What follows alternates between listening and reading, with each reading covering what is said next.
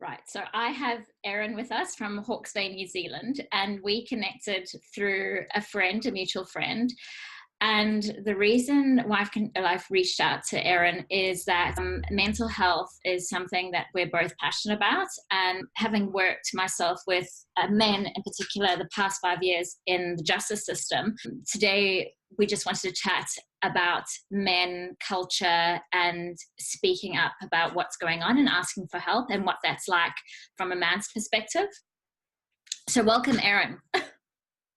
Kia ora. What's your journey with mental health? If you can give us a little bit of background from your experience, what that's been like for you. Goes back to childhood stuff, Mm.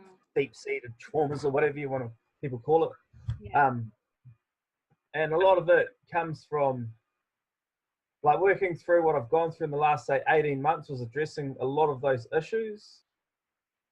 I wasn't a depressed kid or anything growing up.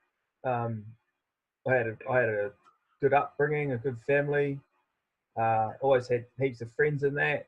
I got into what I've been through in these last couple of years was, I got into drugs and that as a teenager, and back then it wasn't ever about kind of escape. Like, it was all about having a good time. It wasn't about escaping depression or anything. But as I grew into adulthood and so on, and those what I was into became basically I came to a point where I had to acknowledge that what I did use was forms of self-medicating at the end of the day to try and keep myself from spinning. Yeah. So at what point did you recognize that you were self-medicating and there was potentially some past issues there for you?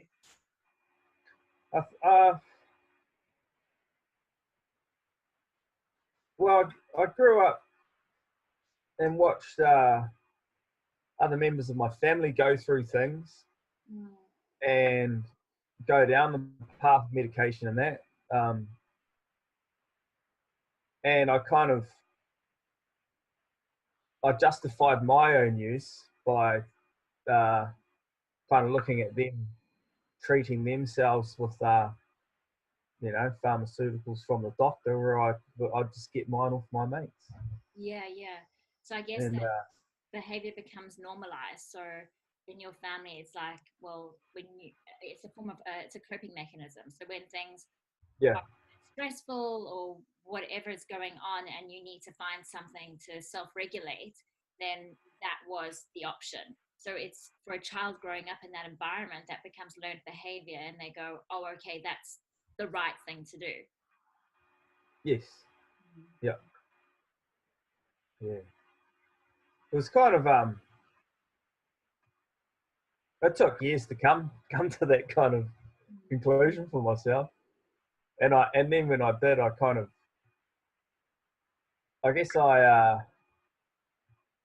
first tried what do we call them, SSRIs myself with the doctor maybe 8 or 10 years ago, and had a real bad time with them, and I'd seen other people go through that, have that trouble, and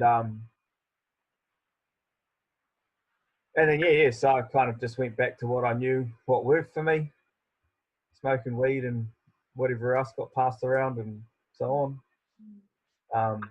Like with the work I do, I used to you have, what's the word, functioning addicts and that, but I used to be able to get off my chops and function. I could go to work, do it all.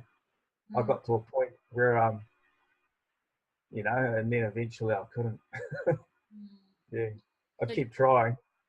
Yeah, so it's like basically it's like a cycle, and it's just so difficult to get of that cycle, or things in life may trigger going back to using your coping mechanisms, whether they are healthy, well, predominantly unhealthy, but I guess it's learning about the healthier options.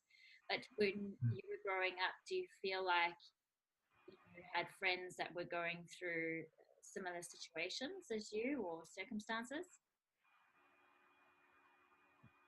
Um,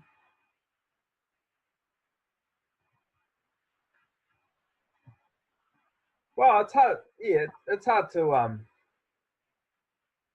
it's quite hard to say that really, because on the surface everyone seemed fine. Yeah.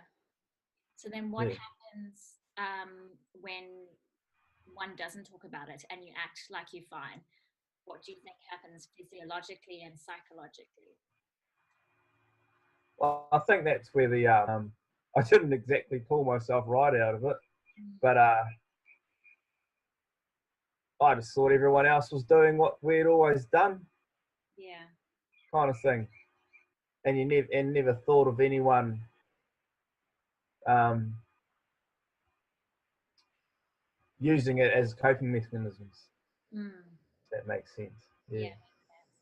So then at what point did you go, okay, I think I actually need professional help and things might not be quite right? Uh, there was a few. Oh,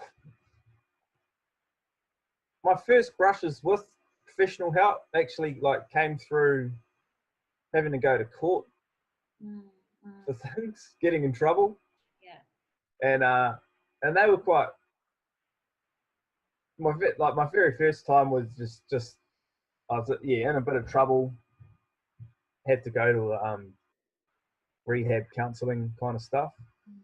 and I was 19. And while I was only going because of the court was sending me, I kind of thought, well, we'll try and use this as a good thing. Mm.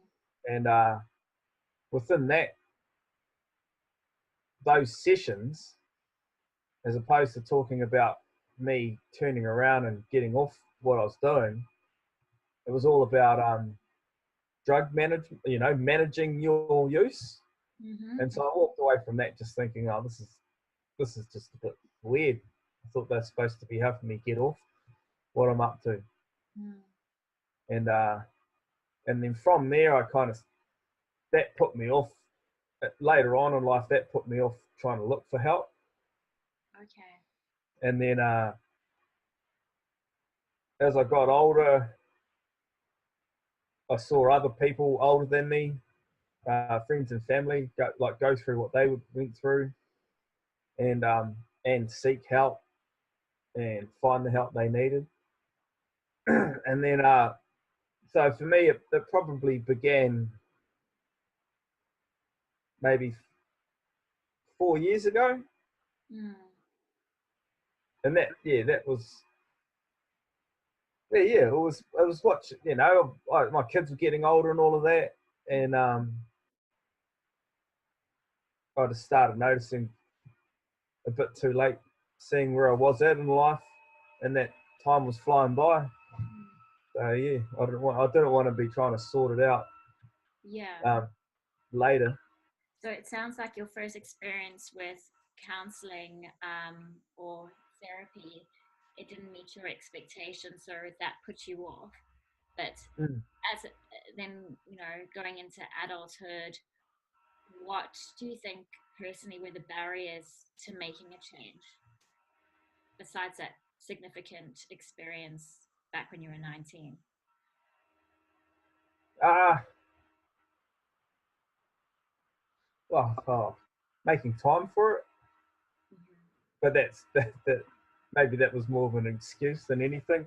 Yeah. Um, trying to work through these processes and still be a father, still go to work, um, because as I did, like those are the things that came up when I started to, because it was hard facing a lot of things, going to meetings, bringing stuff up, Mm. which were really confronting, and then having to wake up the next morning and go to work And play all the, and try and put it to the other side. yes. Yeah. Yeah. Yeah, that would be quite scary. So what sort of support would you have? Like so you're talking about doing like group work in meetings? Oh, it was like one-on-one stuff. Or one-on-one? A hard, a hard thing, a hard thing for me was through all of my years. I was one of the people that a lot of my good friends turned to talk to me about their things, and so, and because they were such and this is in amongst all of my own drug use and stuff, and I never really I was a hopeless drinker, so I never got into really drinking beers or anything.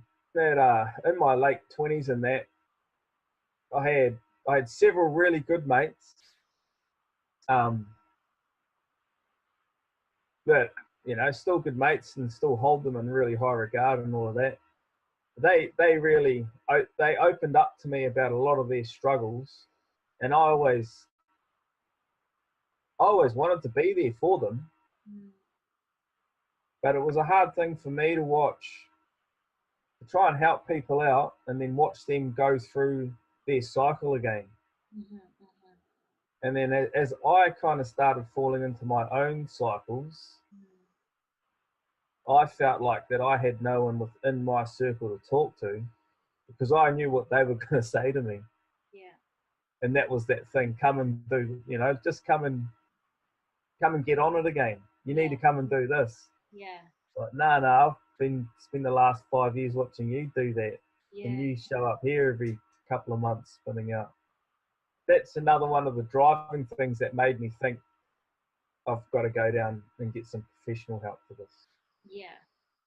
Because you could start seeing how unhealthy it was, and maybe like having that perspective where you were looking from the outside in, and I guess the reality was quite confronting, and it's like a vacuum you get once you have your first smoke or whatever it is. It's like a vacuum and literally sucks you back into that cycle.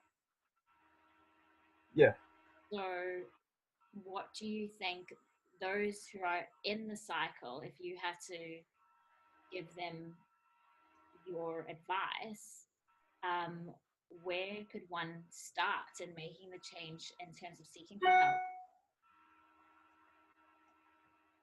Something that I've been thinking about, and also in discussions with my mate I've spoken to about, is that a lot of the time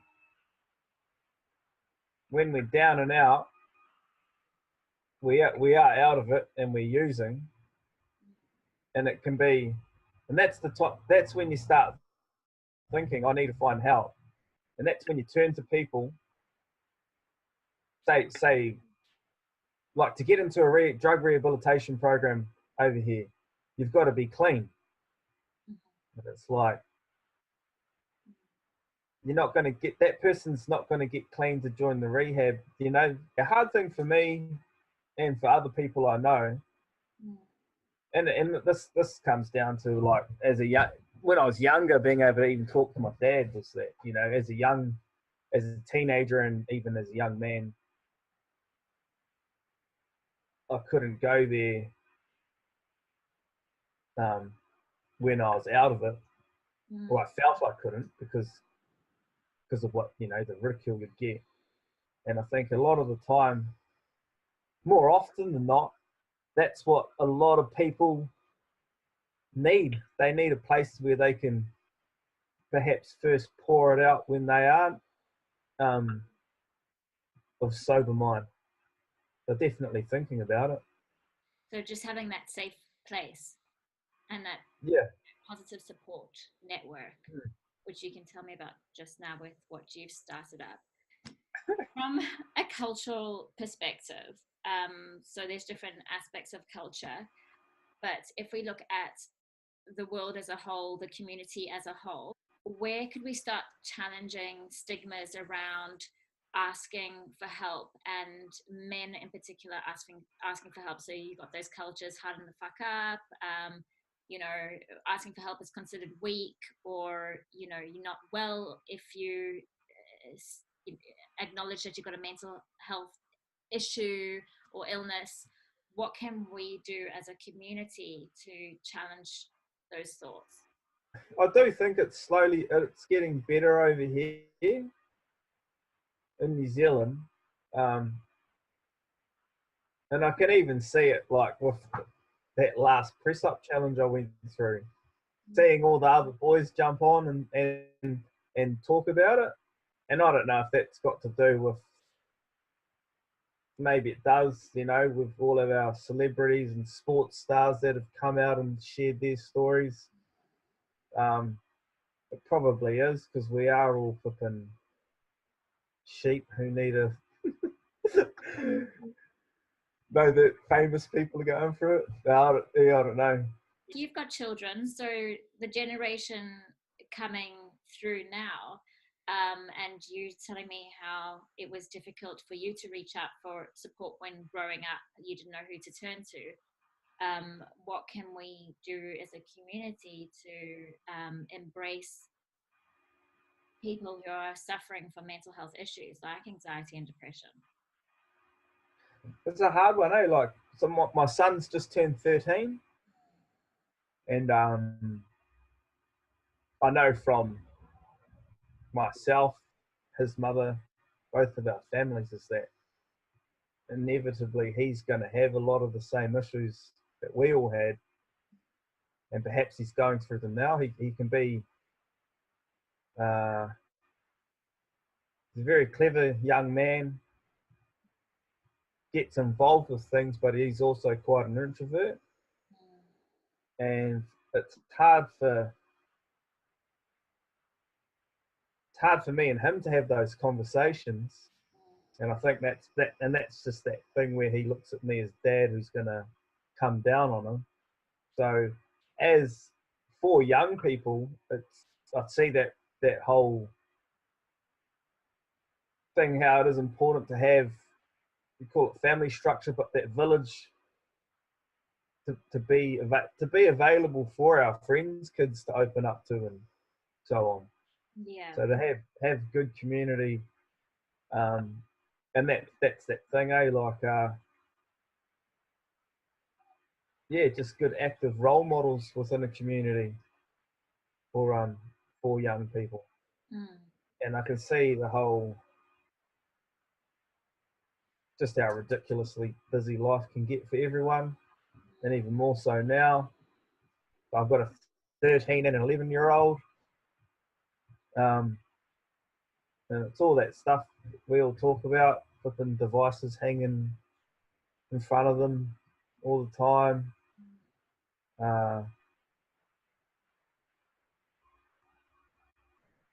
And I'm a sucker for it. I'm such a bad example for my kids. I've got my phone in front of me. Yeah. But I guess it's about talking more and having those human connections with people, so that there is an opportunity to open up and feel safe and comfortable with the person you choose to share with. But that takes time, and it's all about relationship building. But in terms of that challenge you did, what was that about? The press up challenge. The press up challenge. That was just about depression and suicide. So my mate, it's quite like my mate Wade tagged me in it, and that's Wade was a really big dude back in high school. The fellow no one messed with. And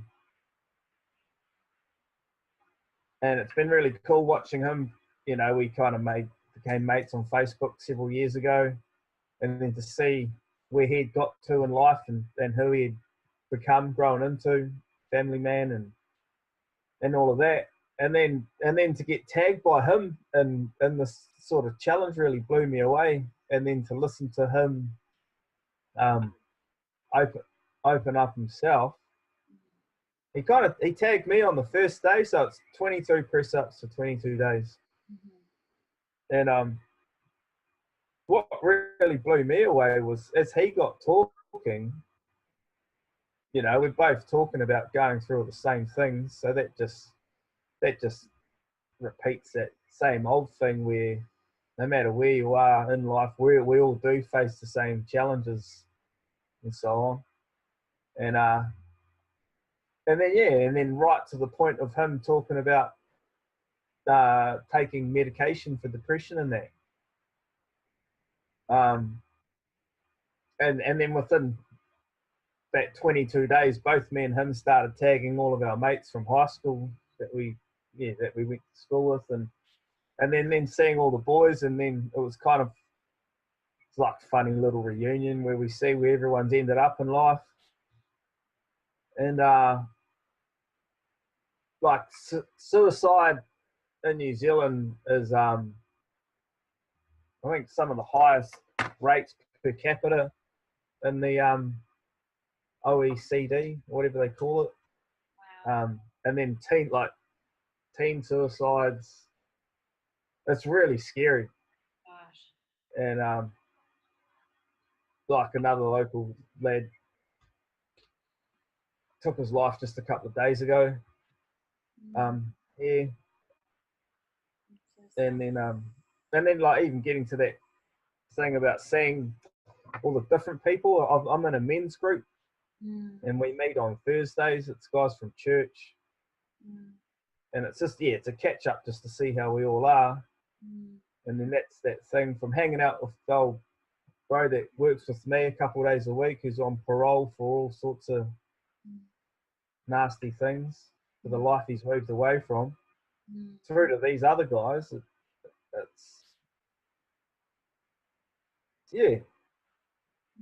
when it all boils down to it, we all face the same stuff, and it's just how do we?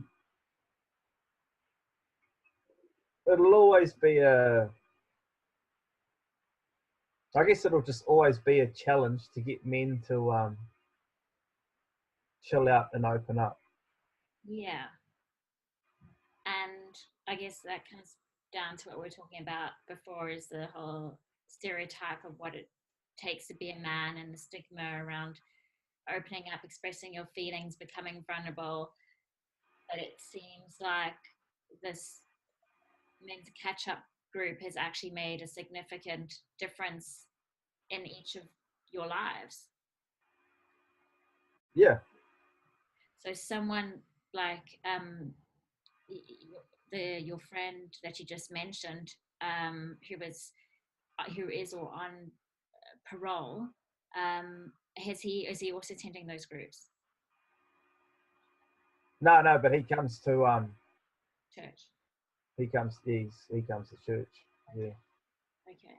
And But we kind of have our own little sessions ourselves here every morning. Yeah. Yeah. It's a thing that you need to do. You know, to do it more than once a week. And that's a bit like, you know, it's easy to live a life where you rock up to church once a week and you're all happy for 3 hours on a Sunday morning. But to live out a walk 7 days a week is where stuff actually, you know, you start walking your walk, and it's that same thing with, I've noticed with the few people I meet through the week. I guess this is as opposed to having short little talks, it's when you do discuss it, you know, sorry, tangents.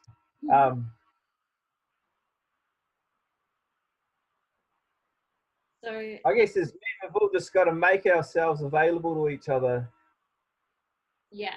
More than just Friday night at the pub or whatever. 100%. That thing, you're in town and there's a stranger having a bad day, and you walk into them by accident and it all turns to shit, and you can react in a good way, in a positive way, and not let their reaction spin you off, or you can mm, choose to get angry mhm, and mhm. not realize and not, not have any idea of what's going on in that person's life. Yeah, 100%. So it's like trying to have that empathy and compassion for the other. And I think another important skill is to be able to recognize one's own natural behavioral style. So if you get triggered, then what is your reaction? And people have different reactions, whether it's a verbal aggression, physical aggression, or just becoming quite introverted and not speaking up. We all have our different ways of reacting, and so it's just Mm. creating awareness around how we do react, and then looking at our thoughts and choosing different thoughts, which just is going to impact the way we feel, and therefore it's going to change the way in which we behave. Yeah, and like a lot of all that self-talk that you can get caught up in really easily. Mm. And for me, so like for where I've got to in this last kind of 18 months, 2 years kind of thing, and being able to come to acknowledge all these different parts of myself, have really helped me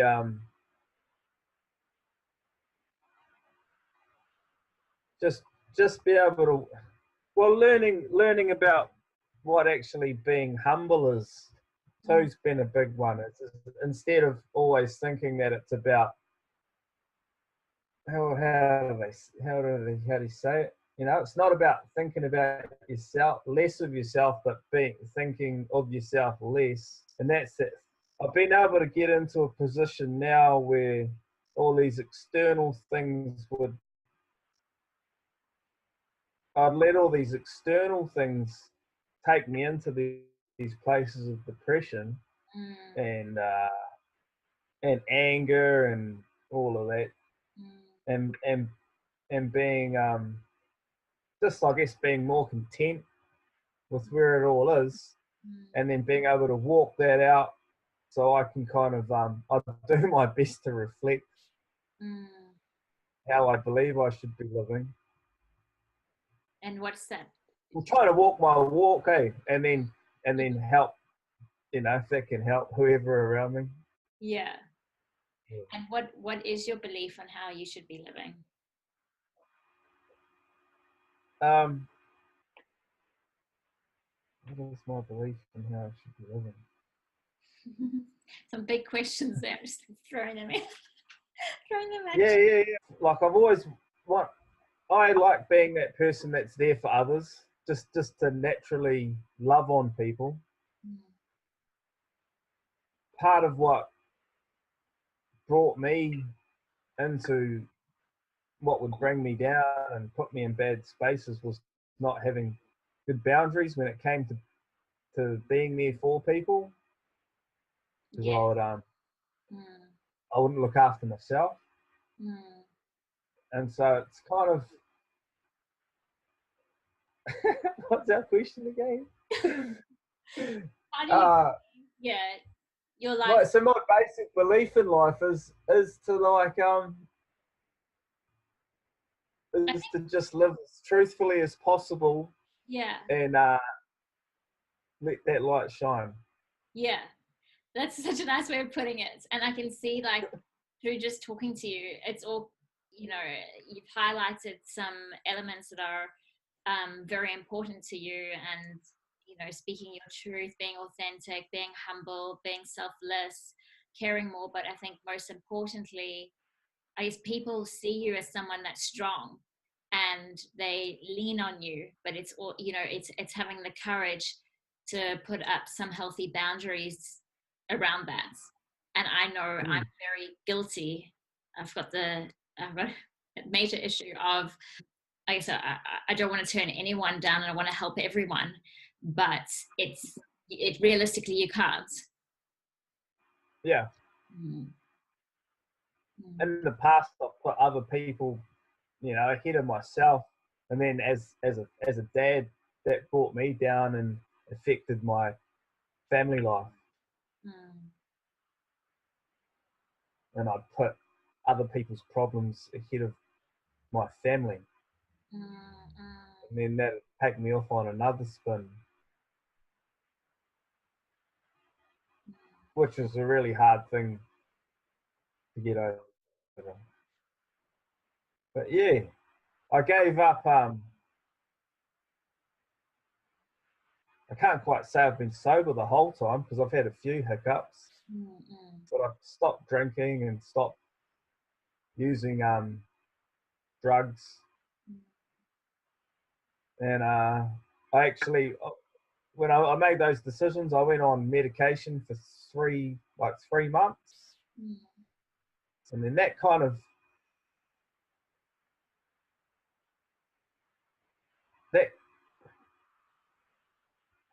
I've just always kind of been anti-medicines in that. So after being on them for a few months, clearing my head up,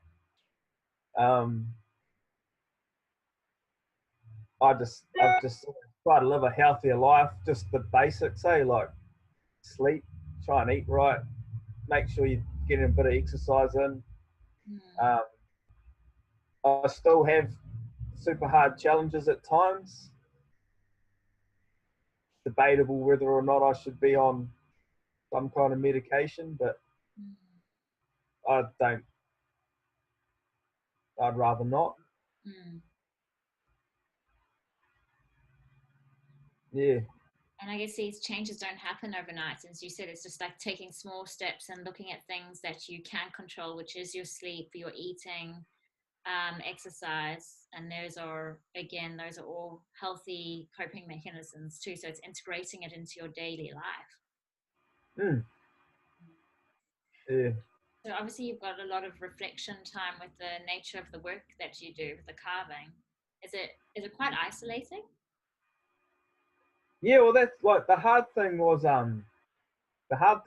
it was that I'd go. I can be kind of both, like quite introverted. I like my own time alone, but I do need people in my life every couple of days or something.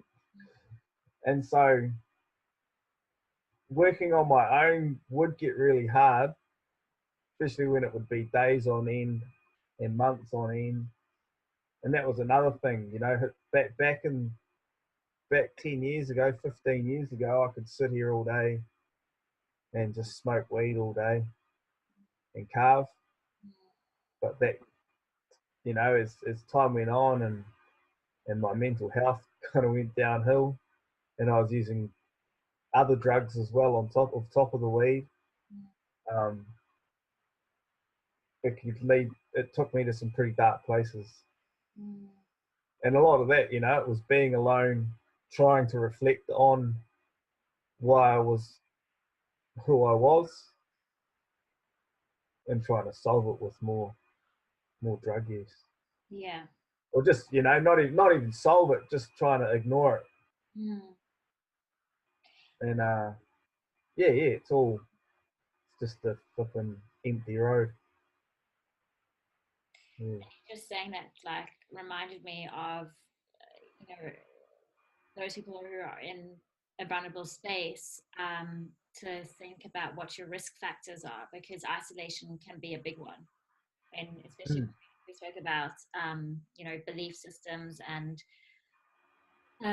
self-talk, and that negative self-talk that can go around in your head, and when you're isolated and you've got no one to talk to, then it can become progressively worse. Yeah. Well, that was, I got to the big point where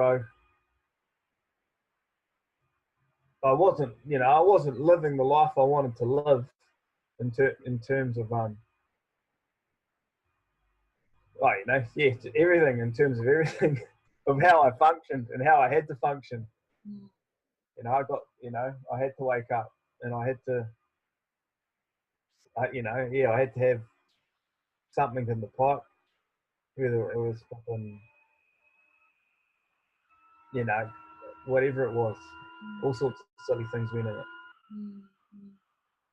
And that was that thing, acknowledging it had turned into a need. I didn't, my kind of, it's a funny thing to look at for myself too, and I don't know what to put it down to. Like, I look at other friends that really struggle with, especially methamphetamine use and that, and the depths that they take themselves to with it really blow me away, because I, I guess I was fortunate enough to not need to go to such depths to realise, to get away from it, I guess. Mm. But I did, like, I got into other things and that, but just like I guess realising early on in my habit or use of it that you know, the more thing just never took you anywhere better. And that's another thing that used to get me really, and still does really, you know, gets me down, seeing fellas go through really heavy use and still not waking up to their shit. Yeah. Especially when you're so wanting to help, and you can see how it's just wrecking their lives, not only their health, but the people Mm, around them that love them. mm. And the thing is, people, you can't make someone change. They need to be ready to change. And maybe it's through, you know, leading by example or making different choices that will help them gain clarity. Yeah.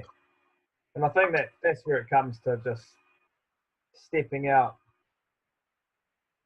I kind of got on the whole lead, try and wait for the bros to make their own choices and live my life, thinking I was some kind of example.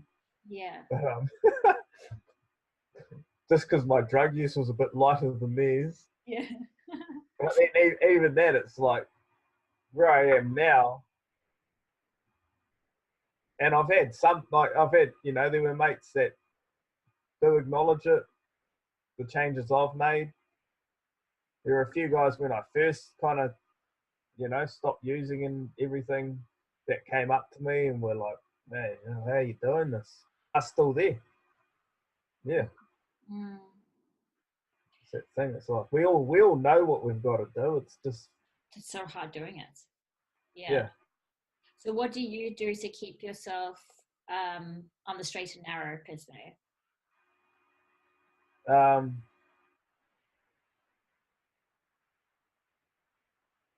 well, now it's just, I know it's, I don't want to go back there, so that's how I kind of, Mm. like, at first it was, I got off it, and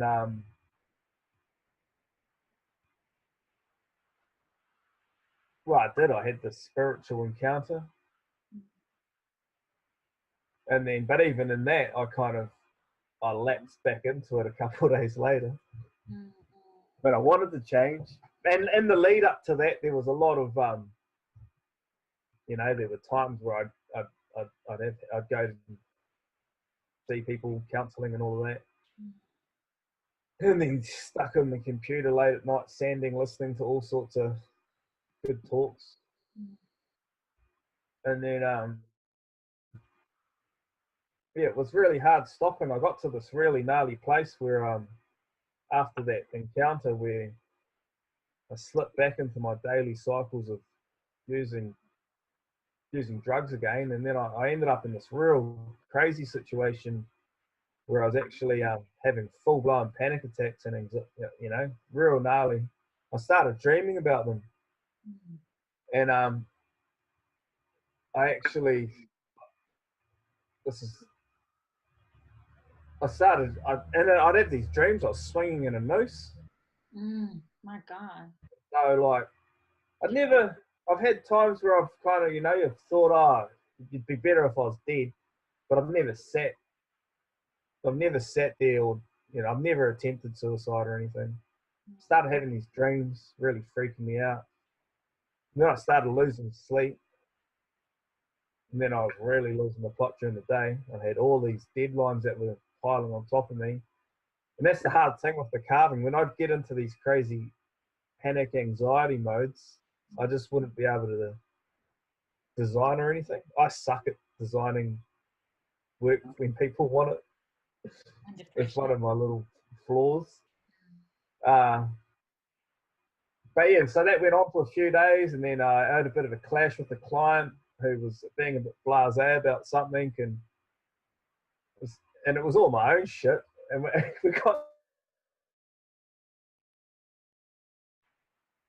I thought it was due that day, and I rang them up, and they're like, "Oh, blah, you've got a couple of more days." And I lost it. So it's like, man, why couldn't you have said that the other day? And I lost the plot. Started wrecking, throwing stuff around the workshop. Got on the phone, and that's who I rang my dad, and it was good. He came over, and we finally got to have it all out with him, and brought all of this stuff up from the past. And he was right there. He's solid for me, and we got through it all. I guess we've got to that point. We can talk eye to eye now and be on that same level. And then from there, I was like, well, if we've got to do this, and I went to the doctor and told him, I said, look, this is where I'm at. And so I got on the medication, and then with that, I just knew, well, I can't actually use any drugs or drink alcohol, because that'll just throw all this stuff out. And I think so that few months on those meds helped me, got myself clean, I guess. And then after that, it was like I was saying, I just need to make sure I'm getting a bit of exercise. I'm really slack at the gym. I kind of go on about doing it, but I'm super inconsistent. I'll get out here and I'll do my thing. We live on the outside of town, so I can kind of hoon around our blocks, some orchard blocks. I try and go surfing as much as I can. I was kind of never a fan of chasing money, but just trying to live that more kind of humble life and not worry about having whatever next door neighbours got, and just enjoying what I've got. Yes. There's a lot more peace in that. Yeah. Yeah. 100%. There's a big thing. My grandfather died earlier this year. He was just an amazing, all-round good man. Like, he lived for the family, man of the land. Like, he could live off the land. And being with him and even in the last few years, watching him deteriorate and lose his, go from being one of the strongest men I knew, if not the strongest, to him going through the process of accepting not being able to do things that he could once do. That was another thing that just really made me switch on to appreciating every moment in life. Basically, when he passed away, it was beautiful. He because he fought really hard to stick around with us for as long as he could. So did he have cancer or something? He had emphysema. That was his thing. Okay. I think he was 86. But he charged right. Like, he went into a rest home for maybe just a little over the last 12 months of his life. But right up until then, he was living with my parents. But he was in the garden every day. Hammer, have his tool belt on, still got just doing everything he could. Hated sitting still. And then he kind of, he went through that process, and even that was cool thing to watch. He went into an old folks home, felt really sad and saw the depression on people there, and he started journaling about it late at night. Yeah. He'd wake up in pain and get his pen and paper out and start writing about it. And then he made it his mission in there to brighten up everyone's day. And you'd go and visit him, and he'd tell you, he'd be like, oh, you don't say hi to that one, but you go to them and you can talk to them. And so every day he'd make it his mission to get up in his little walker, do a big lap, and say hi to everyone. And it's just that thing, just to see his love for life, that no matter what his physical state was, yeah, just made me wake up and just get over my shit.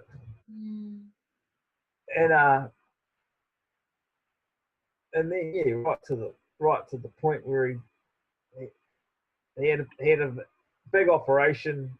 He fell over and had a hip replacement and that, but that kind of brought around his. Unfortunately, that kind of brought his end around. But I think this is all a part of the strength that he had. Was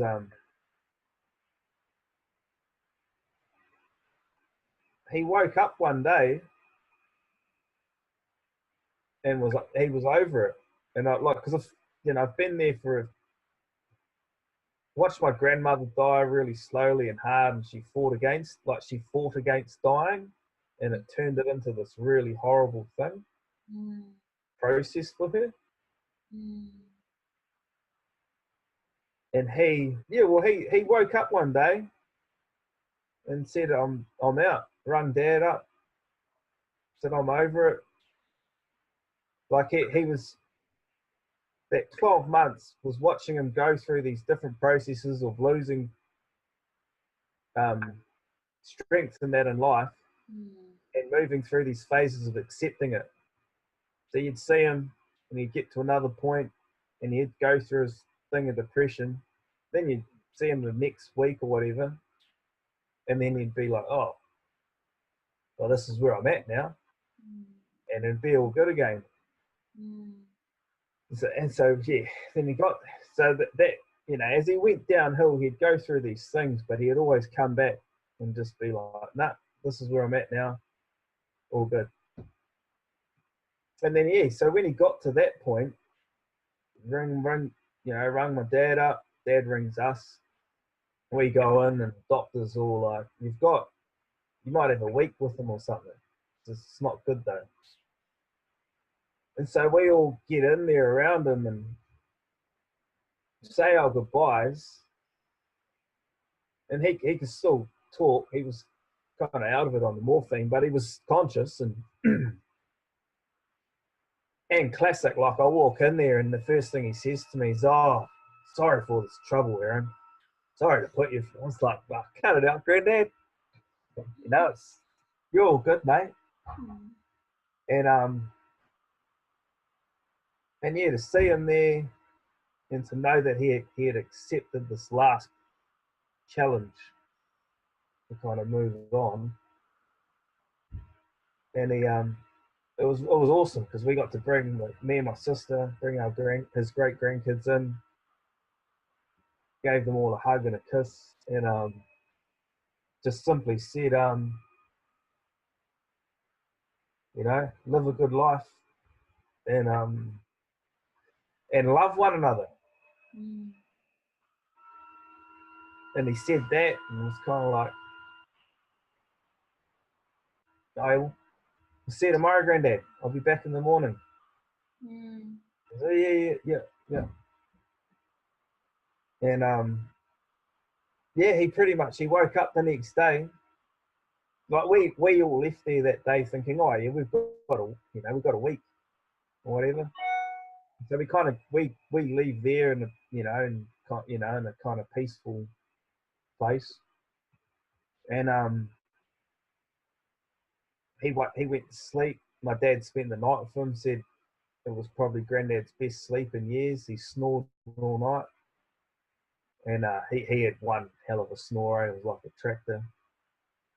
But he woke up in the morning, and sadly none of us were there, but I'm sure that's how he wanted anyway. He had the room he had, he loved it because he looked out at a paddock with some sheep in that. But he woke up, nurse came into him, said, "Oh, hey Ernie." They went to get his breakfast, and he come back and he'd gone to sleep. Wow. And that's that thing where that takes like them. I can see the strength in how he passed away, Mm. and as opposed to my grandmother who didn't want to go. He Mm. you know He was he accepting, he he surrendered. just accepted it, and that's there's not a lot of people you hear about. I'd never heard about it being that kind of sweet, hey? Mm-mm. Sounds like a very graceful passing. Yeah. Mm. So that's just another good motivator. Mm. You know, you only compare yourself to who you were yesterday. Mm. So that's me when I can see myself going through that cycle. It's just like, who were you yesterday? Who were you 6 months ago? And who was I? Who was I 18 months ago when I'd think nothing of spending that last bit of money on a bag and getting out of it for a few days. Mm. And Just end up by saying thank you so much for being so honest and raw. I really appreciate that, and that takes strength. And I hope that this will encourage other people to reach out for help and know, like, we're humans at the end of the day, and having anxiety or depression doesn't make you a bad person or an unwell person. It's part of life, and it's not a label that you'll carry for the rest of your life. So cool. thank you.